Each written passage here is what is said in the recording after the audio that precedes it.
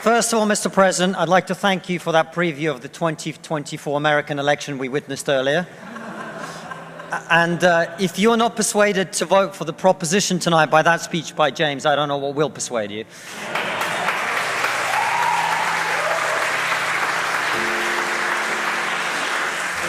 You will not know this, but I was supposed to be the first non-student speaker for the proposition. I've now been the fourth, which means that I now have to thank all the previous speakers for making my best points for me. And I find that the main reason now that I have left to be in support of the motion is that I am so tired of talking about woke culture. That's why it's gone too far, more than anything else. And I thank the other speakers for making the points for me, because it means I don't have to reiterate the point that no, free speech is not some right-wing reframing of whatever. It's the foundation of Western civilization. Upon this civilization is built, and the Enlightenment values that led to it. I don't have to make the point that has been made by far better people in the past, that the only way to deal with the problem of racism is to treat people on the content of their character and nothing else. And the fact that woke culture seeks to overturn that is a new form of racism that we must all oppose. It means also I will not use this opportunity to say I told you so, as someone who spent the last 5 years warning people in the West that if we continue to erode our culture, if we continue to undermine our confidence in Western values, that our enemies like Vladimir Putin will seek to capitalize on it. I will not make any of those points tonight, at all. Instead, I am not going to talk to those of you who already agree with me, which I imagine is most of you. I'm not going to talk to you because I imagine after everything you've heard tonight, you're going to vote for the proposition. I'm going to confess I will take your vote for granted. Tonight, I am the Labour Party and you are the Red Wall. Now, I want to talk to those of you who are woke and who are open to rational argument. A small minority, I accept. Because one of the tenets of wokeness is, of course, that your feelings matter more than the truth. But I believe in you. I believe there are those of you here who are woke, who are open to rational argument, so let me make one.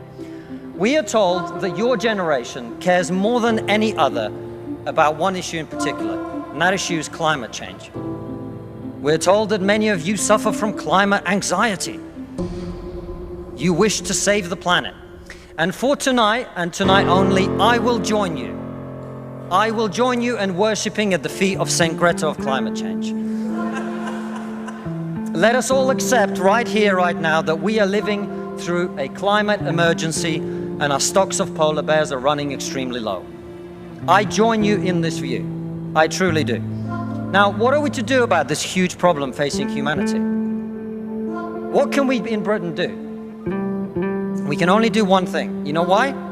This country is responsible for 2% of global carbon emissions, which means that if Britain was to sink into the sea right now, it would make absolutely no difference to the issue of climate change. You know why? Because the future of the climate is going to be decided in Asia and in Latin America by poor people who couldn't give a shit about saving the planet. No, thank you. No, thank you. It's going to be decided by poor people in Asia and Latin America who don't care about saving the planet. You know why? Because they're poor. Because they're poor. I come from Russia, which is not a poor country, it's a middle-income country. 20% of households in Russia do not have an indoor toilet. What they have is an outdoor toilet. And I don't mean one of those nice portaloos that we get here. I don't even mean a Glastonbury portaloo. I mean a wooden shack with a hole in the ground that holds a collected fermented memory of the last 10,000 visits. How many of you are going to go home tonight and say, let's rip out our bathroom and erect a Siberian shithouse in the back garden? And if you're not, why should they? 120 million people in China do not have enough food. I don't mean that they don't get dessert, I mean they suffer from malnutrition. That means that their immune system is breaking down because they don't have enough food. You're not going to get them to stay poor. Imagine you're Xi Jinping, the leader of China. When you were 10 years old, there was a revolution, a cultural revolution in your country, and people came and they put your father in prison. Your mother had to denounce him. Your sister killed herself. And you, no longer enjoying the protection of your formerly powerful father, were sent to a village where you lived in a cave house. And here you are, decades later. You have clawed your way up the bloody and greasy pole of Chinese politics to be the undisputed supreme leader of the very Communist Party that destroyed your family. And you know that the main thing you have to do to survive and to stay in power is to deliver the one thing that the people of China want: prosperity, economic growth. Where do you think climate change ranks on Xi Jinping's list of priorities? A third of all children who live in extreme poverty in the world live in India. That means they are starving and dying of preventable disease. Now, about 15 months ago, my wife got pregnant. Not me, because we're old school.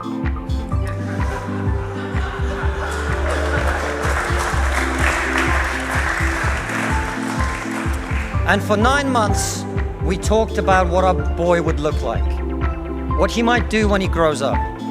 We looked at baby scans and videos on YouTube about what the fetus looks like at 9 months and 12 months and 20 months. And eventually he was born. And he is this cute little bundle of joy. He's cuter than about 80% of puppies. Right? Now, if you said to me that I had a choice, either my son had a serious risk of starving or dying from a preventable disease in the next year, or I could press a button and he would live. He would go to school. He would bring his first girlfriend home. He'd go to university and graduate and become a woke idiot.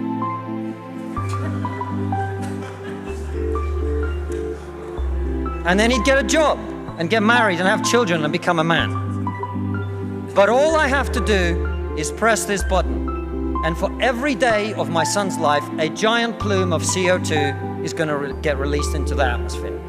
Now, you're all very young, and most of you are not parents. Let me tell you something. There is not a parent in the world who would not smash that button so hard their hand bled.